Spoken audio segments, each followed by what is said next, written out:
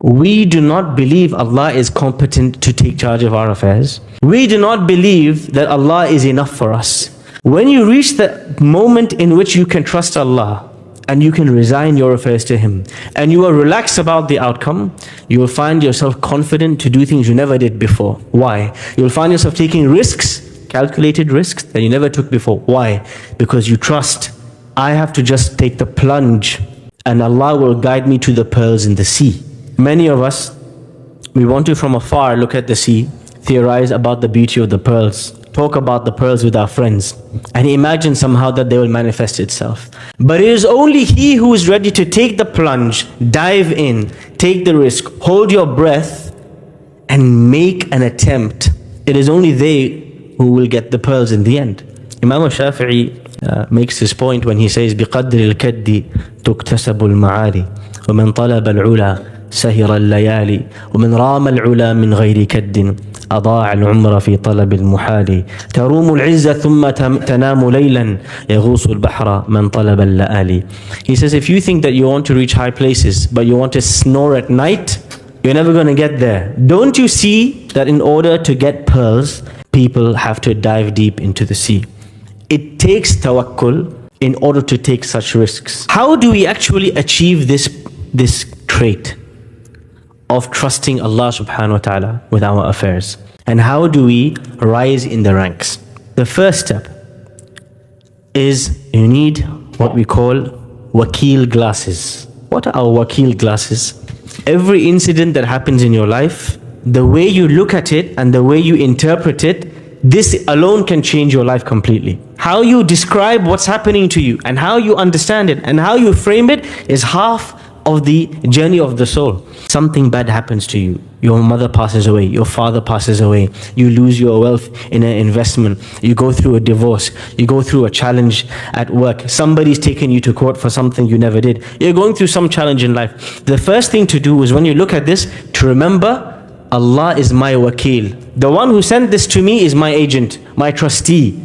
The one I have trusted all of my affairs to. He is the one who's put me in this situation. Who is going to take me out? The one who put me in can take me out. If He willed it for me, it is the best thing for me. This is the first way to frame the situation. The second thing, I am not anxious or in a rush or in haste to get out, especially if my hands are tied. Because I know the one who put me in here, Al-Wakil, put me here for a wisdom. And it is just a matter of time when His wisdom dictates for me to be left out. I will not be here 1 second long than He wants me to be, nor 1 second less than He wants me to be. And this is the attitude of Yusuf alayhi salam in prison. He is not in prison of his own accord. He's there out of his control. Ibrahim alayhi salam didn't choose to be in the fire. Yunus alayhi salam didn't choose to enter the whale. Oftentimes you end up in situations in life you never chose, but Allah chose for you. When we are in situations out of our control, we have to be sure, absolutely certain, that there is a silver lining, that there is a plan, there is an exit, there is a better outcome, because Al-Wakil sent it to me. Why would I worry? I trust Him more than I trust my own parents, my own children. Why would I worry? If my mother chose to send me to prison, she was 100% saving me from something worse. And so, if you look at, first of all, and perceive the situation in this way, it's not possible for you to be extremely stressed out or suicidal or extremely anxious. Why? You're reminding yourself, Hasbi Allah wa ni'mal wakil. I trusted myself and my affairs and my day-to-day situation to the best agent, the best trustee. Why should I worry? We have to realize our control is fake, it's an illusion. Now human beings think that they can do genetic engineering, they can control animals, they can control the taste, the size, the color of the chicken that we eat on our plates. Everything we feel that we have under our control, somehow, some way we can manipulate it.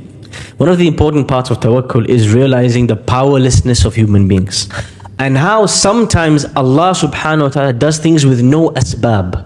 In a completely miraculous way, Allah makes things happen. In your experience of life, you may have experienced such things. Something happened, a job came to you, you never asked for it. A proposal came to you, you never looked for it. And you realize from these situations, I could do a million things and I get nothing. Or I could even sat on my seat, and Allah can bring me something I never asked for.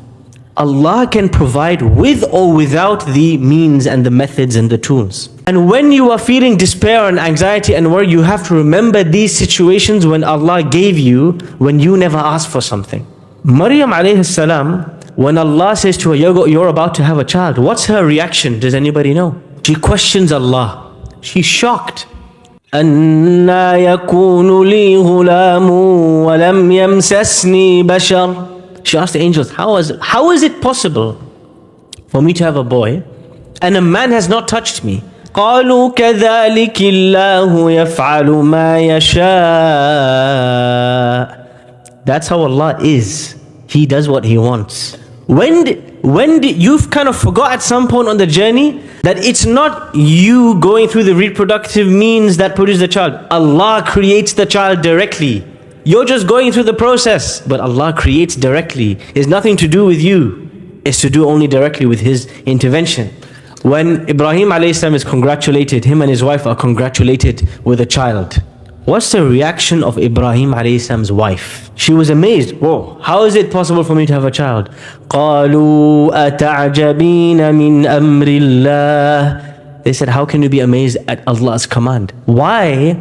Because just like Maryam alayhi salam, just like the wife of Ibrahim alayhi salam, we get used to the idea that it's my CV that brings the job, and it's this reproductive process that brings the children, and it's these steps is what brings a child. And we are shocked at the idea it can come with no steps. And this is the second way to increase your tawakkul, to remember the stories of people and the stories in your own life when things happened without you trying, without you seeking, without you going out of your way. Allah brought it to you.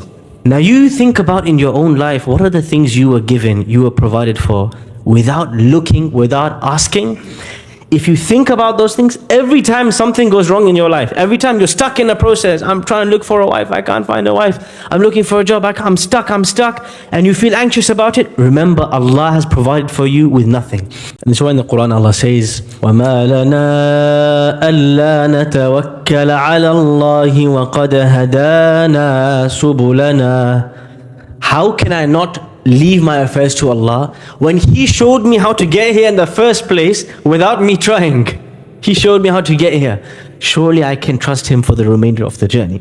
One of the interesting statements of the Prophet ﷺ when it comes to trusting Allah is that he says, if you want to learn how to trust Allah, you have to go and watch the birds. Seriously, you have to go watch the birds. Whether it's good, go find somewhere, go bird watching. Watch a documentary about birds. لو أنكم تتوكلون على الله حق توكله لرزقكم كما يرزق الطير.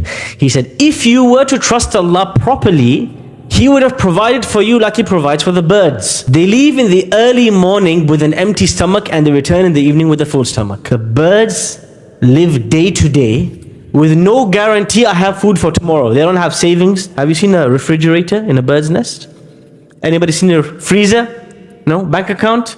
They have no clue what's happening tomorrow. Us, with our insurance policies and our bank accounts and refrigerators, we're still anxious about next week. These guys have no clue what's happening in 3 hours' time. They leave in the morning, empty stomach with only one conviction. The one who provided for me yesterday will provide for me today. There's another important point there. They leave in the early morning. Yes. Those who wake up at 12 p.m. hoping for the futuhat of Allah and the miracles of Allah to descend. Yes, the birds work hard. The animal kingdom in general, you see very hard workers. From the bees to the ants to the birds, they don't stop moving. They exhaust themselves. And then Allah provides from them in a way that they never could imagine.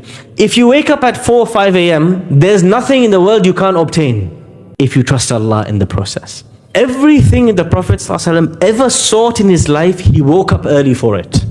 Whether it was knowledge, or closeness to Allah, or even military victory, he would always start in the early morning. That's the secret of his tawakkul. He would start before everybody starts, and then he would say, oh Allah, I've done my job, now it's your turn to show me the outcome. Ibn al-Qayyim rahimahullah, in Madarij al-Salikin, he heavily criticizes some of the ideas of the mutasawwifa, the Sufis of his age, who used to say, Tarkut tadbir. If you want to reach a stage of trusting Allah, you have to sit back and kind of leave things be. And he said, no, that's not how you get help from Allah. You have to work hard.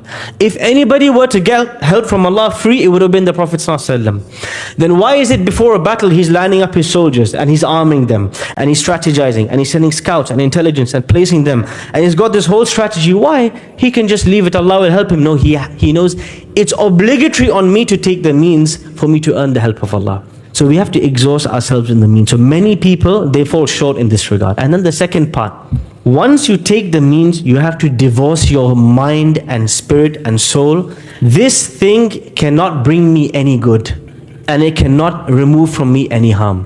This is one of the very most difficult steps in tawakkul, is you submit an application and you say to yourself, my CV can do nothing if Allah wants otherwise. I leave it to Allah. Because you invested so much into it. You're going through the marriage process, signed up to 4 mobile apps and 3 websites and called all of your aunties and uncles and all the WhatsApp groups. Still I can't find.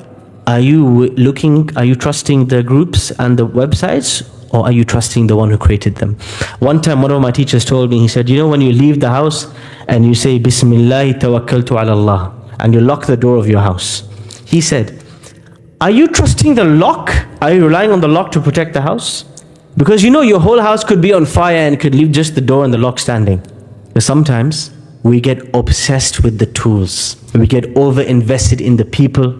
We get over-invested in the process. And then Allah subhanahu wa ta'ala shocks us. The lock doesn't work one day, someone burgles the house. The friend that you trusted, they take your money and they run away. And it's Allah sending you a message. Anytime you put too much hope and too much trust and reliance on a person or a tool, I'm going to disappoint you to realize there's only one who will never disappoint you, which is Allah subhanahu wa ta'ala. The Prophet sallallahu alaihi wasallam says, you want to be the richest of people, be content with whatever Allah gave you. One of the beautiful ways he expressed this is in a hadith where he says to Ibn Abbas radiyallahu anhuma, وَعَلَمْ أَنَّمَا أَصَابَكَ لَمْ يَكُنْ لِيُخْطِئَكَ. Remember, young boy, what hit you was never meant to miss you. وَمَا أَخْطَأَكَ لَمْ يَكُنْ لِيُصِيبَكَ. What missed you was never meant to strike you. وَعَلَمْ أَنَّ النَّصْرَ مَعَ الصَّبْرِ وَالْفَرْجَ مَعَ الْكَرْبِ وَأَنَّ مَعَ الْعُسْرِ يُسْرًا. And the Prophet ﷺ would train his companions so much on this idea of rida, of contentment. But contentment doesn't mean that a person should be passive, not interested, not active, not trying. No, contentment is you tried your best, you exhausted yourself, you want ihsan, the best of the best in everything that you do, and yet, whatever Allah gives me, I'm happy.